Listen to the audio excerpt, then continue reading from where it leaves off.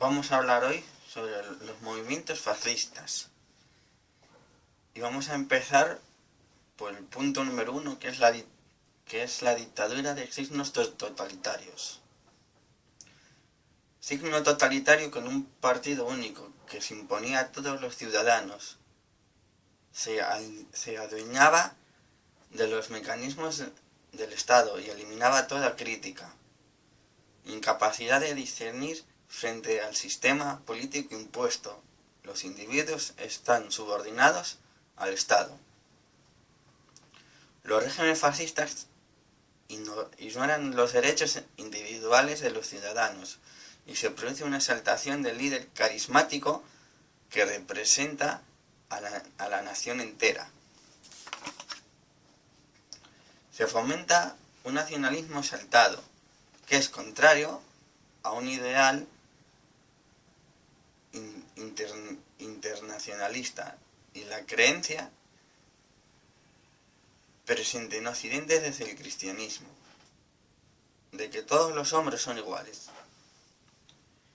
Con facilidad se pasa del nacionalismo al imperialismo. Una gran nación encuentra su horizonte en la formación de un imperio. Punto número 2. Vamos a hablar del fascismo italiano. Surge a finalizar la Primera Guerra Mundial de Italia, pues Italia se encontraba en una grave situación comercial y social. La desmovilización trajo consigo un aumento de desempleo. Las grandes fábricas, afirmando que ellos se sentían capaces de dirigirlas, también ahí se produjeron ocupaciones ilegales de algunos latifundios por parte del campesino revolucionario. En 1919, Benito Mussolini fundó el Partido Fascista en Milán. Y en las elecciones de ese mismo año, los fascistas no tuvieron ni un solo escaño, lo que obligó a Mussolini a variar su orientación política y erigirse como defensor del orden frente a la agitación social. En 1921 se produjo un descenso de la agitación social y se creó los fascios. ¿Qué eran los fascios? Eran bandas de ciudadanos armados que ocultaban por su cuenta cuando el gobierno no podía dominar los obreros en huelga. Punto número 2. En 1922, Mussolini marcha hacia Roma. En octubre de ese mismo año, Mussolini ordenó a sus milicias que marcharan sobre Roma, con la advertencia de que no dispararan contra el ejército en el caso que éste les hiciera frente. En 1926, Mussolini concentra todo el poder. Es presidente del Consejo de Ministros. Es ministro de Asuntos Exteriores, de Interior, de las corporaciones del Ejército, de la Marina, del Aire, comandante en jefe de las milicias y caudillo, que en Italia se dice duce. El Gran Consejo Fascista nombra al jefe de gobierno y los escuadros fascistas llegaron a tener el mismo rango que el ejército. Punto número siguiente. Y pasamos de Italia a Alemania, donde en Alemania encontramos a Hitler. ¿Pero por qué surge Hitler al poder?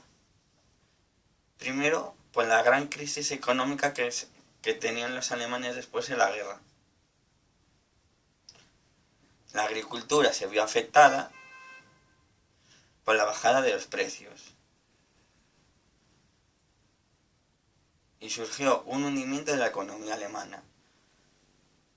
Tras el fracaso de los anteriores gabinetes, en 1933, Hindenburg encargó a Hitler que formara un partido.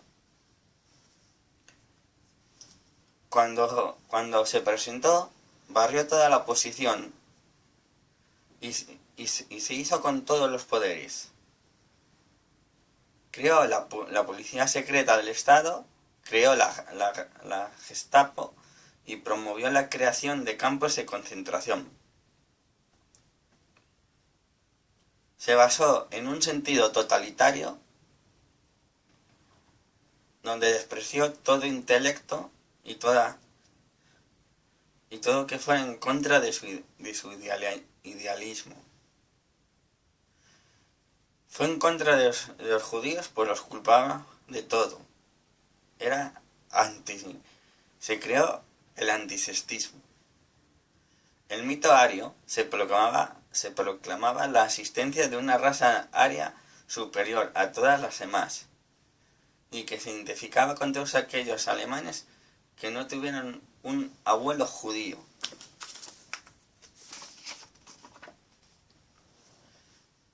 Se impuso el nacionalismo radical, que rompió con la tradición liberal, y se establece el partido único y Hitler proclama el Tercer Reich. Consigue aumentar la economía, la mejora, y se produjo una recuperación económica y la renta per cápita se elevó en un 40% y los salarios en un 20%. Y tanto Italia como Alemania se expansionaron. Frente a ellas, la actitud de los países democráticos estuvo denominada por un deseo de apaciguamiento, que ignoraban el peligro representado en esos dos países. Los nazis austríacos tomaron el poder y solo la actitud de Mussolini evitó que se produjera la unificación con Alemania. Alemania, a remarse, atacó Utopía, y en uno de esos países democráticos todo tuvo como consecuencias que las acciones contra el agresor fueran inefectivas. Alemania e Italia se unen y se forma un convenio, un pacto denominado el Eje Roma-Berlín. Hasta ahí vamos a hablar sobre los dos grandes dictadores que hubo. Anteriormente hubo más y después hubo también más. Pero en Alemania tenemos a Hitler y en Italia, en Berlín, tenemos a Mussolini. En España era Primo de Rivera, que después, más adelante, tuvimos a otro, que era Franco. Pero hasta ahí eso. La siguiente semana seguimos con el tema siguiente, que es la Segunda República Española. Gracias por todo y feliz semana.